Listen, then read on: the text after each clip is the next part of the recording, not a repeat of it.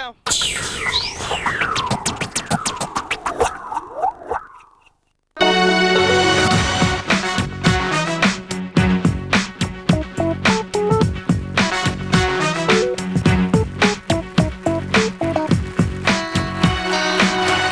Bonsoir, bon dimanche, merci d'avoir choisi France 3 avant de reprendre la semaine pour une soirée détendue, intelligente j'espère et drôle avec Guy Carlier. Bonsoir Guy.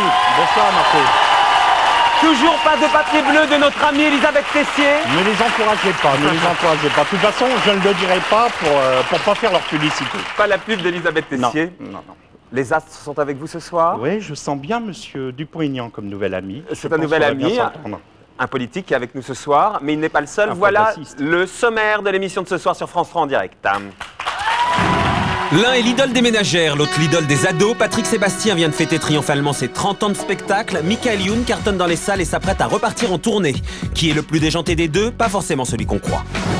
C'est l'enquête de la semaine. Aujourd'hui, les gays et les lesbiennes sont fiers de l'être et envahissent les médias. Ça n'a pas toujours été le cas. Demain se lance la première chaîne pour les homos et leurs amis. Retour sur l'évolution de l'image de l'homosexualité à la télé avec Michel Field et le président de la chaîne, Pascal Ouzelot. À 3 jours de la sortie du film le plus cher de toute l'histoire du cinéma français, après le succès mondial d'Amélie Poulain, nous verrons comment le réalisateur Jean-Pierre Jeunet supporte une telle pression. Il sera accompagné de la craquante Marion Cotillard. C'est le rapport qui a défrayé la chronique cette semaine. Pour la première fois, un sociologue a cherché à savoir qui étaient les clients des prostituées. Claire Cartonnet, qui exerce le plus vieux métier du monde, nous fera part de son expérience sur le terrain.